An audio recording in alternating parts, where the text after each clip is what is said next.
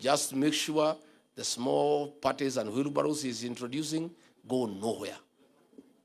They must fail ab initio. Fellow countrymen, 55 days ago, I left the front lines of national politics and retreated to this humble Wamunyoro village. I came here to sit and listen to the people of Kenya who had instructed me to do so. My philosophy and that of our party, DCP, is to always listen to the people. This is also enshrined in Article 1 of our Constitution that states that the sovereign power and supreme authority belongs to the citizens of Kenya. I did this because I believe, and I have always believed, that leadership must be firmly rooted in a conversation that you never stop having with your people. A true leader is one who amplifies what the people are saying. To be a leader is to firmly embody the will of the people. That is the only way you can earn the right to represent and lead the people. Home is always the best place where peace begins. It is the foundation of great nations and the building block that begets us, our future, and defines it. It is where elders and kinsmen meet and make decisions. As Chinua Achebe puts it in his book, Things Fall Apart, and I quote, "A man who calls his kinsmen to a feast does not do so to save them from starving.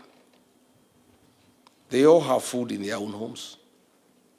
When we gather together in the moonlit village ground, it is not because of the moon.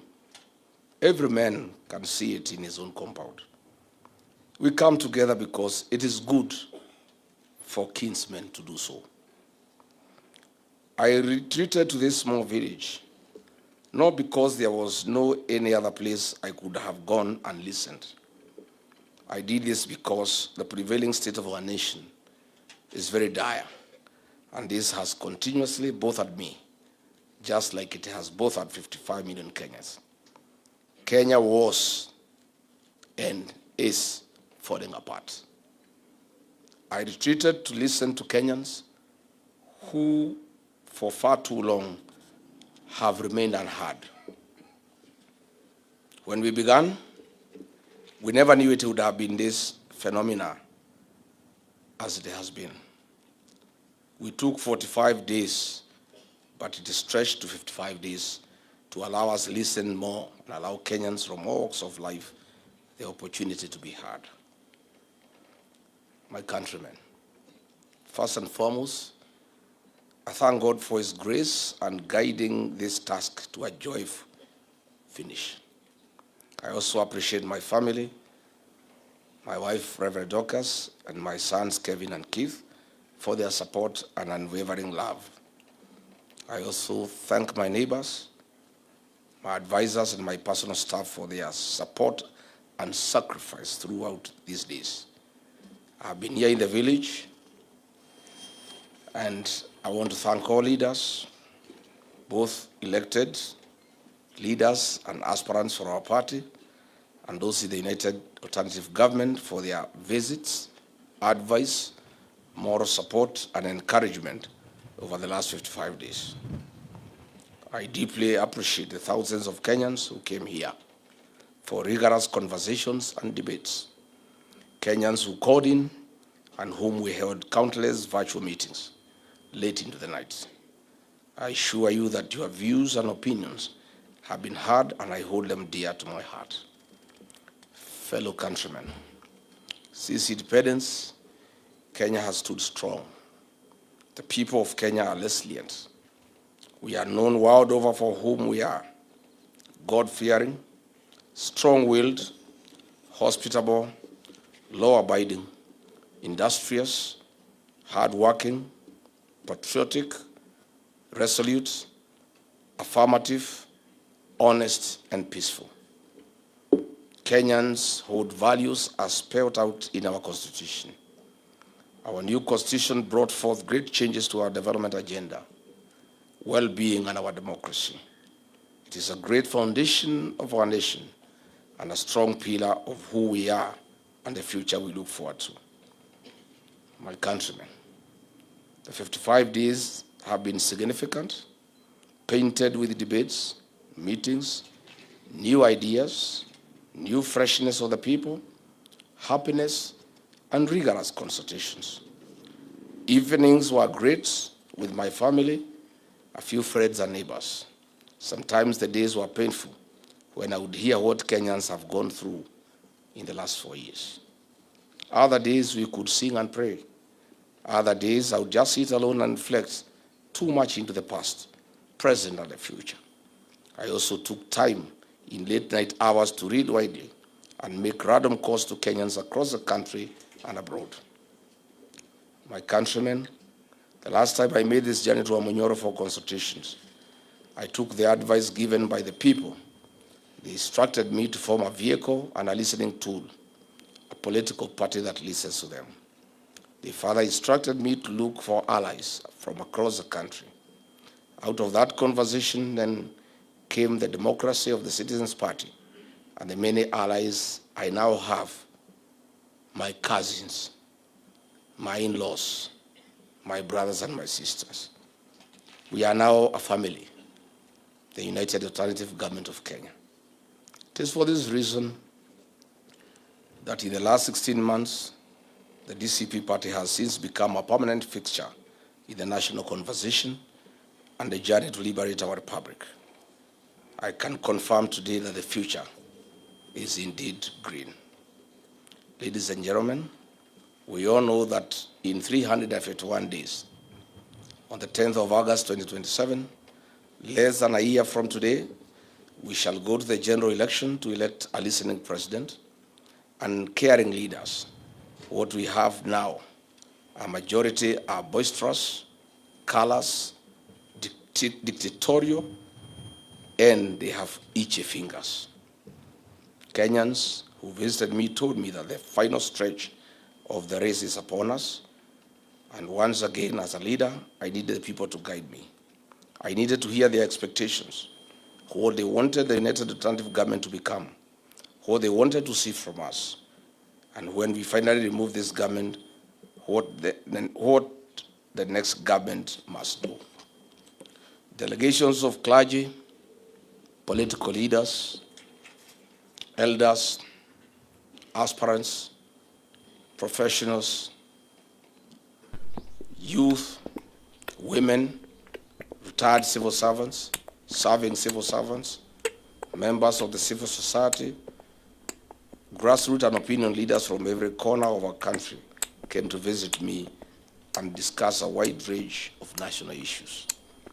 Allow me to begin with the pain points and the frustrations that the people of Kenya reported to me. These are tough issues facing our people. On the education sector in our country, the people told me that they are completely crushed and the gains made over the years have been eroded in a record 3 years. Kenyans told me they need the next administration to bring back better free primary education and secondary education. They want free TVET education and a university financing model that works and is responsive to our people. On agriculture, Kenyans are worried whether agriculture is still the backbone of our economy. They are worried about the rising cost of food and farm inputs, failed agricultural value chains, state-sponsored destruction of our cash crops like tea, coffee, pyrethrum, sugarcane, cotton, among others. Kenyans want the agriculture back. Our cooperative movement in the country have mobilized over 1.2 trillion Kenya shillings in deposits. That is their money, their savings. They do not want this regime to touch even a coin. They do not want their assets to be sold to a select cabal of political businessmen, but to members of the cooperative movement that represent the true face of hard-working, honest Kenyans. On healthcare, Kenyans from across the country confirmed that our nation's healthcare system is broken. Kenyans want drugs in hospitals. Kenyans told me that they need the next administration to sweep clean the healthcare sector in our country. Access to healthcare is more than just the SHA registration. We must align and implement 6 building blocks of having effective service delivery, a motivated health workforce at county and national level, health information systems that are priced fairly, access to essential medicines and technology, robust health financing models, and most importantly, servant leadership and good governance. The security of our nation remains a great concern for Kenyans. The people told me they cannot understand how a police vehicle can be used to ferry goons. They have never seen in history where criminals operate hand in hand with the police. Kenyans want the goon culture in their country swept out once and for all. On abductions, extrajudicial killings, Kenyans told me that they know the state is funding goons and death squads to terrorize their own citizens. Kenyans told me that none of this should be allowed to pass without consequence.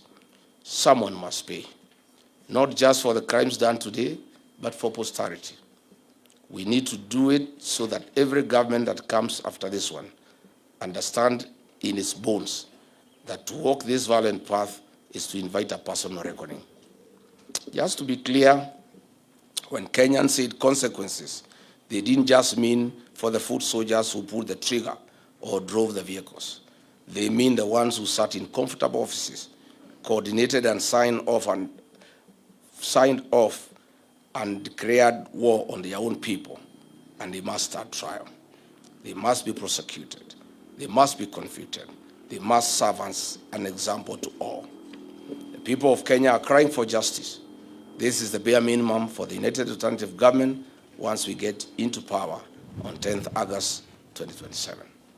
Kenyans told me that this government, which came to power on the claim that it was God-fearing, has allowed churches to become a target of violence. Goons, rogue police officers, and death squads launch attacks on places of worship with impunity. Kenyans saw this violence in churches in Mweki, Kariobangi, Atodo South, and most recently, ACK Cathedral in Nairobi and Kisumu, and of course, the ACK Wetima Church in Othaya. Kenyans want the church to be off violence from the state. On the economy, various professional bodies brought in their views on the state of our economy. Their views reflect what every of the 55 million Kenyans feel deep in their pockets. Their argument on paying bills as a ruthless mallet on our businesses. Further, the raiding of the payslip has greatly reduced people's earnings, household incomes, and affected purchasing power. Workers want back their valuable payslip. The people cried about the tax regime. Traders told me that they are experiencing the murkiest tax regime in Kenya's history. They have been taxed into poverty. They requested for a predictable tax framework. They asked for a conducive business environment that spurs investment and trade. The people told me that at independence, we had a great nation. They could see the future for their children and great-grandchildren. Kenyans have told me to revisit the session paper number 10 of 1965 and the Kenya Vision 2030.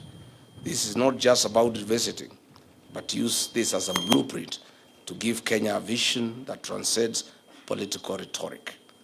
Kenyans feel that if the values of session paper number 10 of 1965 on African socialism was implemented to the letter based on its key themes of African socialism, democratic governance, economic development, resource mobilization, and Africanization, nationalization, social services, and taxation and savings, Kenya would have attained a developed country status in the early 2010. To quote one of the youths who called on me this afternoon, we need to fix the software of this country, and that is where we must begin afresh. Further, Kenyans made another reference to the Kenya Vision 2030. They had pain that the gains made in this Vision 2030 on social, economic, and political pillars are going down the drain. Kenyans have told me that the foundations of the Kenya Vision 2030 on economic growth, social transformation, and political reforms to create a modern, industrialized, democratic, and an inclusive nation must be revisited. With only about 3 years to the year 2030, Kenyans are disappointed and are staring into a bleak future.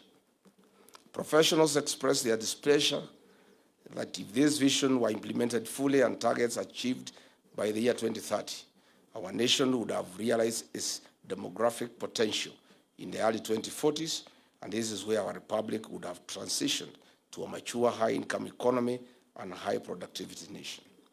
On the rule of law and fidelity to our constitution, the country is pained by extrajudicial killings, abductions, and forced disappearances of people. Our young people simply want a system that works for all. The 2024 Gen Z protests and the 7th July 2024 Sabasaba protest remains a painful history in the minds of Kenyans. The people of Kenya who called on me want a public inquest on this matter, and all those involved in the killing of our young people to face the rule of law. Kenyans want to know how many young people we lost, and they want this day to be marked in the calendar of our country. On devolution, many Kenyans, especially Kenyans from the northern Kenya, cannot see or feel the impact of devolution in their counties to the extent they ought to. Kenyans want value for the equitable share their counties have received since 2013. Kenyans want accountability. On women and gender, Kenyans continue to demand that the two-thirds gender rule must be implemented. To Kenyans, gender is more than participation of women, but practical inclusion in development of our nation. Women should be included in leadership to fill the numbers, but not just to fill the numbers, but to strategically participate in nationhood and nation building. Our youth have told me that they need fair and decent jobs, fair pay for equal work done. The youth have told me that they have been subjected to a slow-growing economy, unemployment, underemployment, poor working environment, exploitation, among others. They are overworked, underpaid, and overtaxed. On environmental conservation, Kenyans told me that we risk losing our next generation due to destruction and decimation of the environment. We must leave the ideals of conserving our environment and preserve our common home. On religion, the religious leaders expressed great anguish on the attack and the desecration of the altar. They told me that the church and the state must coexist. I agree with them. I gave my unwavering commitment that the Church of Christ, under my leadership, will remain respected and accorded its rightful position in the country. While at it, the small-scale traders came to see me. The proposed KRA import duty directive affecting clearance of consolidated cargo entering Kenya is not acceptable.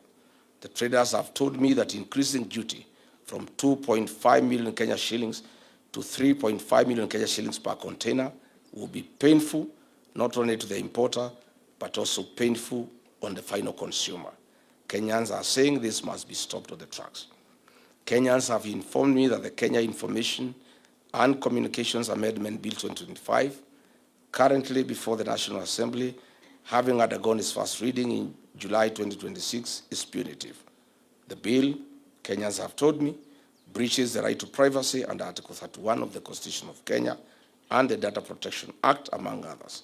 Kenyans are demanding a robust public consultation before passage, as well as robust data protection, transparency, and oversight mechanisms. The public service reported that they live under perpetual fear of the state and state mandarins. Apart from demoralization, the service is no longer attractive to work for. Kenyans have been instructed that the next administration must bring back the pride of the public service, as well as restoring the dignity of the payslip. On foreign affairs, the people of Kenya are simply holding their breath. They are wondering how Kenyan sons would find themselves in a war zone in Russia and Ukraine. They do not understand how the government of Kenya would host a parallel government of Sudan run by internationally sanctioned criminals. Kenyans told me that they want a paradigm shift from political diplomacy to economic diplomacy, that serves the interests of 55 million Kenyans and not one person. On sports, creative and digital economy, the players in this sector inform me that they are exploited. There is no fair pay compared to their counterparts in developed economies. They feel completely left out. They charge me with the responsibility to craft a manifesto that places their dignity above everything else. On social security, this requires urgent reforms and an assurance that we can do better as a country. My commitment is an inclusive social welfare for every Kenyan, where no one will be left behind and their hard-earned savings are secure and invested prudently in nation-building projects. On energy and the generational infrastructure, Kenyans want an inclusive development program that is free from political patronage. They do not understand why the government of the day is involved in doing what the private sector should be doing. On illicit brews and drugs, Kenyans in one voice told me that we are back to the menace in a big way. The progress we had made when I served as deputy president has been eroded. Our children, our young people are dying. There are funerals everywhere. I have clear instructions from Kenyans that this menace must be a top priority by the next government. We must protect Kenyan population from extinction. On the sale of public assets, Kenyans have told me that this is wrong. What is more annoying is the impunity and the manner in which it's being done. The people of Kenya have clear instructions that strategic public assets that have been sold must be brought back to the people of Kenya when we form the next government. Kenyans have asked me to develop a policy paper on all sectors and present a blueprint to them for validation. This will be done once I'm back from the United States of America, where I'm traveling later in the week. I'll present my blueprint based on what the people of Kenya want. Overall, the people told me that the covenant with the executive was broken and the promises made therein remain unfulfilled to date. Dear Kenyans and my countrymen, I have heard the people from the South Rift. They were abandoned by their leaders immediately after the elections, a cycle that has always recurred. The promises of development that they were given have never been delivered. Their community land is being grabbed in broad daylight by people who fear no consequence because of their connection to State House. We discussed this and many other issues in that region. From the Nairobi City County, leaders, aspirants, professionals, and businessmen all agreed that our capital city is in ruins. The streets have become rivers because no work has been done on drainage. Children are packed into classrooms so congested that no learning can take place. Families and businesses watch bulldozers flatten their homes and their places of work, targeted inhuman demolitions. Goons and killer squads are in the streets and in the estates. The police who should be protecting the people are too busy serving as bodyguards to these criminal elements as they wage a war against the people of Kenya. From the Maa Nation, elders, leaders, and aspirants told me how they are watching as their land is being stolen by the president and his cronies. They are in pain because when their people have stood to protect what is theirs, many have been shot. Land theft and police violence rage across their counties. From the coast, elders and senior leaders told me of their challenges at the port of Mombasa, the key to the coastal economy. It has been mismanaged and used to disadvantage the local population. Ranches are being seized at gunpoint. Minerals are being carted away, but the local communities see no returns. The drug epidemic is back. I spearheaded this fight as deputy president, but the gains have been lost. Drug dealers have been welcomed into the highest decision-making table, including sitting in the cabinet. This disease is devouring the youth at the coast. From northern Kenya, leaders, professionals, and concerned citizens told me of the absentee leaders who do nothing to combat the underdevelopment and entrenched poverty. Devolution, the promise that was supposed to bring government to their people, has instead seen resources disappear with little to show for it. The drought still comes, the water has still not come. For the western and western regions, the people reached out to me. They decry the sugar sector crisis, the reclassification of VAT increases cost of transporting sugar to the factories. The sale and leasing of sugar factories to private sector does not benefit only farmers, by the cabal that is hell-bent on pursuing selfish gains at the expense of 55 million Kenyans. For the North Rift, the people collectively spoke about the menace of banditry, cattle rustling, and the crop failure that has been experienced in the region. That warlords of violence are now eating in government, but the problems still remain. For the people of Mount Kenya region, I've heard your voice of unity. This will be done. We are one people and one nation. For the members of the fourth estate, they decried state harassment and curtailment of their freedoms that are enshrined in the Constitution. The media wants to be left free as espoused in our Constitution. This is only a sample of the discussions that I was having here in Wamanyoro. Just a small fraction. There's much more. The work before us, which is required to liberate this republic and save our people, is truly significant. Fellow countrymen, each day when the delegations left and Wamanyoro was quiet, I was left alone with the weight of their words.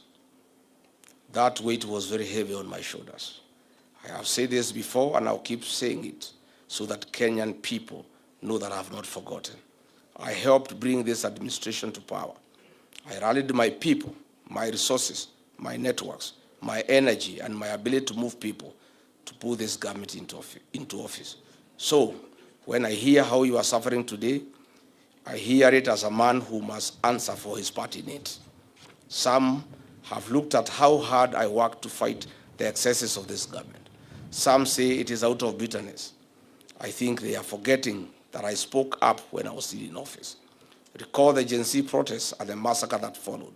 I stood with our children when I was in office.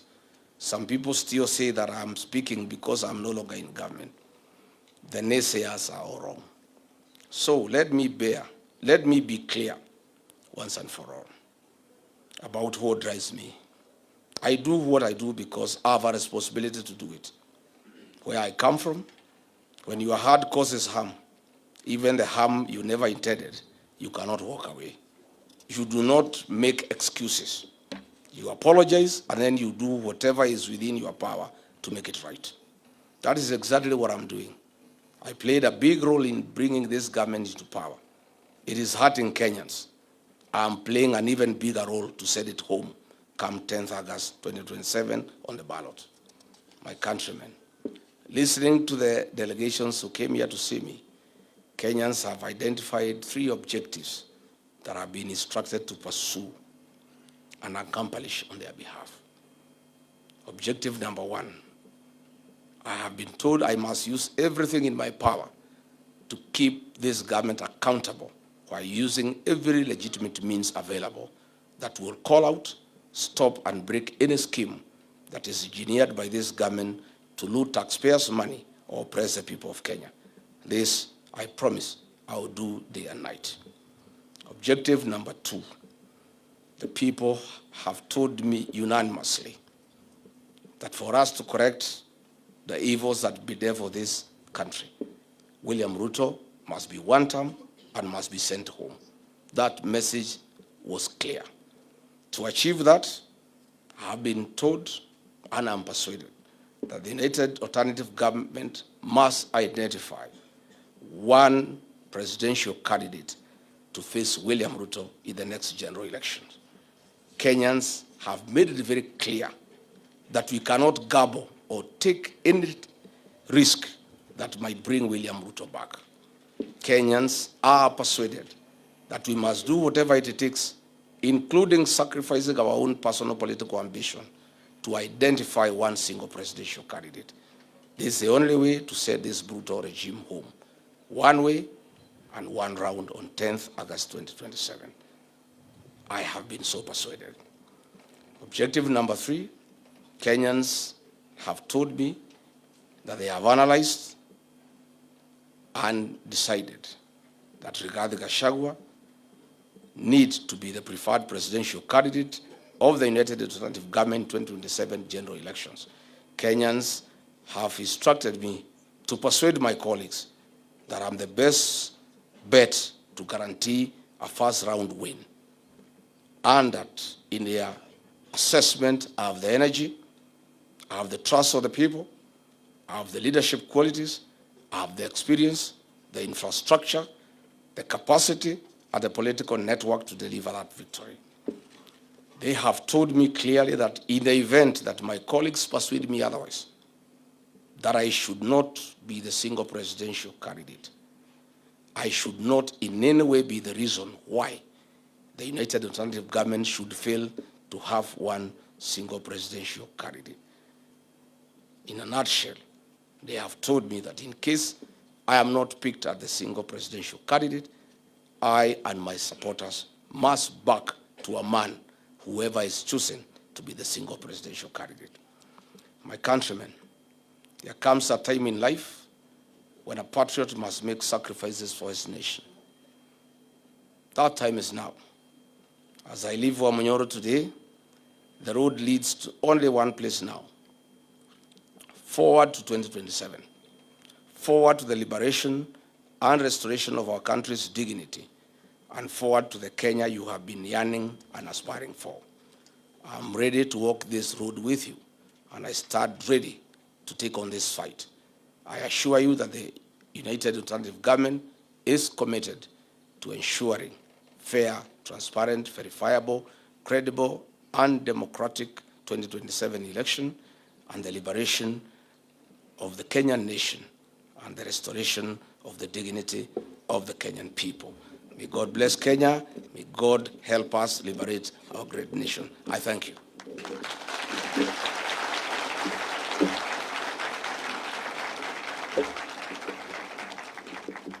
Si iko sawa? Iko sawa? Imeingia vizuri? Hata Kasongo amesikia? Kadi zinimo? One single? Najua anasema ati Rigiji lazima akuwe ni yeye. Nani nawaambia? Yes, mimi nataka na Wakenya wananitaka. Lakini wakisema ni wache, ndio hii mtu aende nyumbani. Si mimi nitawacha? Yeah. And I want to tell Kenyans I'm that patriotic. I'll make whatever sacrifice necessary for this country. And I want to tell Ruto, he has been saying I'm divisive. He doesn't know me well. You know, before he kicked me out, alikuwa amenidharau sana. He thought I'm just another villager. He was saying I have not gone to school, I have no experience, I have nothing. And in 2 weeks I will be forgotten. Today, he knows who Rigathi Gachagua is. Let me tell him, he is saying I'm divisive. I want to assure the people of Kenya, I'll be the unifying factor in the identification of a single presidential candidate to face William Ruto.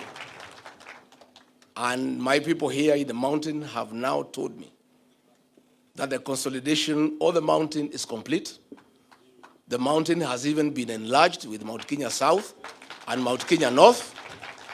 They have now told me not to preach to the converted anymore.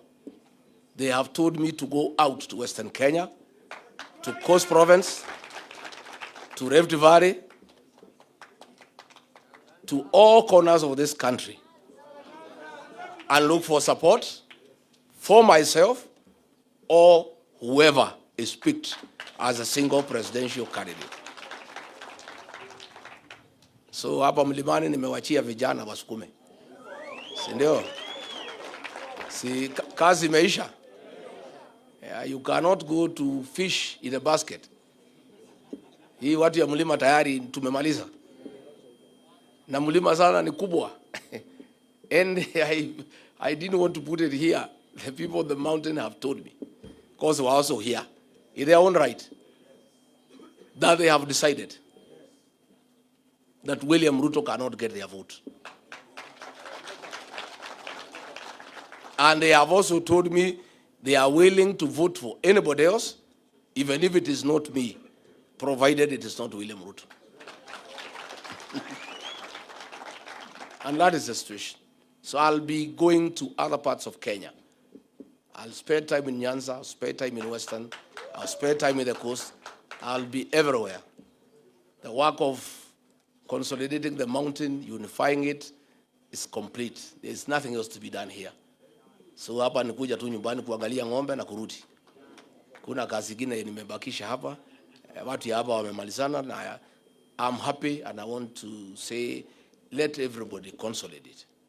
You know, I told my colleagues winning a presidential election needs a formula. And some of us are quite experienced. We have been in this game for a long time. I've been in every succession since 1992. The transition from single party to multi-party democracy. I participated in every succession. The Moi succession, the Kibaki succession, Uhuru succession, and I'm now right in the middle of the Ruto succession. I know one or two things, and I've persuaded my colleagues that to be elected, votes must be mobilized. And the process of winning the next general election for us, the united opposition, begins with consolidation of regions. Let every leader go and consolidate where you are strong and where you have a say. Once we all consolidate, the remaining job will be the easiest. This one of sitting and identifying one candidate, people are saying it's the hardest. It's actually the easiest. We are dealing with the most difficult phase of liberating this country. Consolidating votes against William Ruto is the most difficult job. And that is what is going on now. Picking a single presidential candidate is a simple job. We can meet one afternoon after lunch, and before dinner, the candidate is known. And we move on. So wacha kila mtu aende aunganishe kura zake. Mimi yangu nimemaliza. Sasa I want also to go nikatafute umaarufu kwingine. And people are saying, why does Rigiji spend all the time in the mountain? I'm just a smart politician.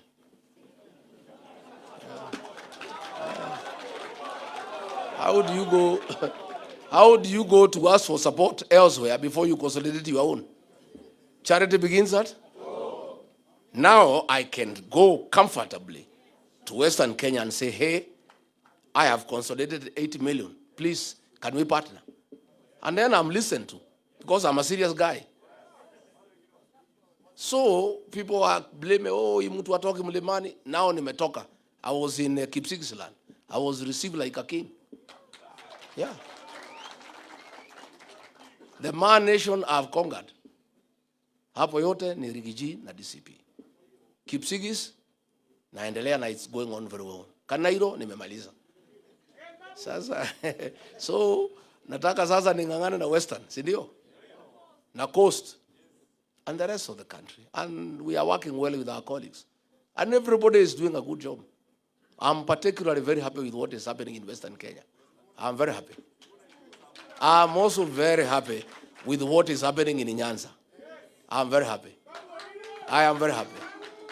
I can see this thing is done. Once Western is done and Nyanza, kuisha maneno. Because hawa wengine wote tulikuwa tumemaliza kita. He was hoping he can take Western and Nyanza. Naona mambo imekuwa ngumu. Mambo ngumu. Na sasa hii Western, hii Nyanza imechemuka na Rigiji bado fika huko. Na nikifika huko, sintafika kufanya ile inaitwa finishing. Ile finishing. I want to say, Rigiji will be all over the country. The mountain is just a home now. He has to come and sleep once in a while. I will be on national duty the rest of the country. And I work with my colleagues. We have got a very good relationship. I'm always hosted in other parts of the country, and I want to thank other Kenyans the way they have welcomed me. And I want to promise them I will not let them down. And here, what we have done, I have asked here, the mountain is very simple. I have consolidated, it's good. Just make sure Kasongo does not divide the mountain. Make sure. Just make sure the small parties and wheelbarrows he's introducing go nowhere. They must fail ab initio. Yeah? Because we know what is happening. And I've told the people of Kenya to appreciate and understand why I was consolidating the mountain. It's because the mountain vote is huge, and this vote when it's united, is good for the country, so that we can join the rest of Kenyans to make sure we beat these men with a margin of 6 to 7 million. And I want to report to the rest of Kenya, the 8 million here to said William Ruto is available. So we are just now beefing up with the rest of the country for a good country, for a good Kenya. And some of us, people may not understand us. We are nationalists. We mean well for this country. And we'll sacrifice whatever I need to sacrifice for this country. And we'll be around and we'll be everywhere. Nimeshukuru sana, asanteni sana. Watu ya press, thank you very much. Mungu awalinde. And na nyinyi vijana, mukienda nyumbani muende vizuri. And I am sorry we didn't even have enough time to really discuss and exhaust the issues you have. Yeah? Lakini tutapanga tupige mapicha kabla giza, si ndio? Hii mapicha inasaidia? Oh, inasaidia? So acha the various student leaders wa Kisumu ya Marsabit where watu yangu wapanga hapa tupige picha. Si ndio? Oh, mnataka kulala? Sasa asanteni sana, Mungu awabariki. Thank you very much.